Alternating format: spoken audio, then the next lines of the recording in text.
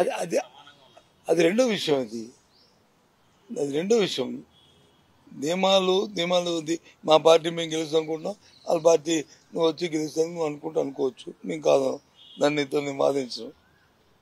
కానీ ఎప్పుడైనా విదేశాలకు వెళ్తున్నప్పుడు నాయకుడు వెళ్తున్నప్పుడు వాడు అక్కడ ఎయిర్పోర్ట్లో నుంచి వాడు అమెరికా నుంచి వచ్చిన వాడు డాక్టర్ చదువుకున్న వాడు అతను ఆ రకంగా మెసేజ్ ఇవ్వడం తప్పు కదా.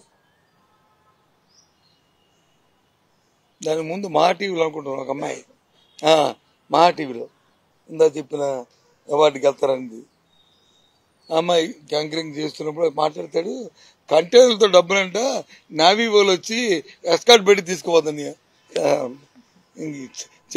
మనం నేను చెవిలో పువ్వు పెట్టుకొని చూస్తున్నాం అందరూ. నావీ వాళ్ళు ఎస్కార్ట్ అంట, ఇది ఇంప్రూవ్మెంట్ ఉందంట. యూజెస్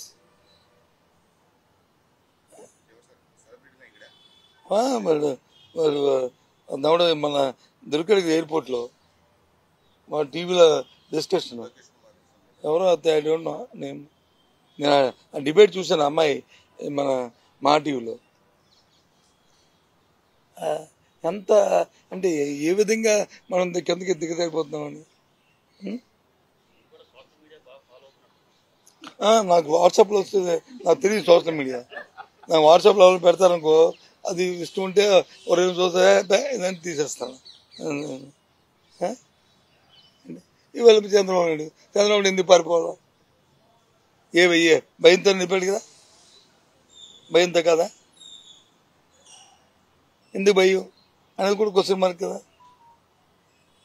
దాన్ని తెలుగు పాలలు అందుకే ఎక్కడ రెస్పాన్స్ ప్రశ్న చెప్తున్నప్పుడు చెప్పి చేసి ఏమి ఉండవు.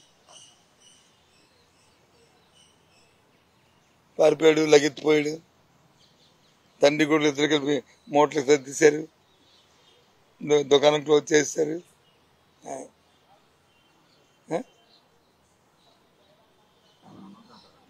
ఏది అలాంటి ఆస్కారాలు ఇవ్వకూడదు అంటాను ఒకటి. రెండోది ఏంటంటే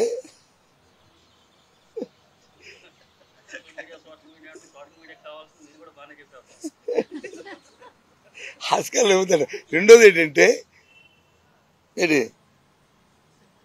అధినాయకులు అందరూ కూడా వాళ్ళు ఆరోగ్యం కోసమో లేకపోతే ఫ్యామిలీతో గడపడానికో లేకపోతే పిల్లలతో చదువులకో లేకపోతే వ్యవహారం చూడడానికో వెళ్ళారు. ఓకే, ఇక్కడ ఎందుకు మనం కొట్టుకోవడం? కిందని సోషల్ మీడియాలోను టీవీలోను వీటిలోను డిబేట్లో సాయంత్రం 7 వచ్చి డిబేట్లో వాళ్ళ ముగ్గురు వీళ్ళ ముగ్గురు 6 ఏంటి కంగాలి? ఎందుకు? దేనికోసం? ఎవరిని ఉద్ధరించడానికి? ఇష్టం జనానికి ఎక్కడ ఇలాంటి కల్చర్ ఎప్పుడు లేదు.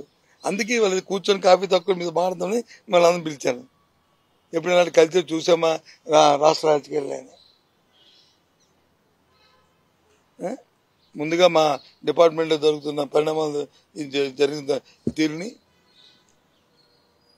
మేము ఎన్నికల్లో చెప్పిన మాటని, ఆ మాట మళ్ళీ కొనసాగిస్తామని చెప్పిన విధానాన్ని, అది చూసి ప్రజలు ప్రభావితమై మాకు ఇస్తున్న తీర్పుని మేము నమ్మి ముందు మాట్లాడాం. ఆ తర్వాత పిచ్చాపాటిగా జరుగుతున్న పరిణామాల మీద మాట్లాడాం.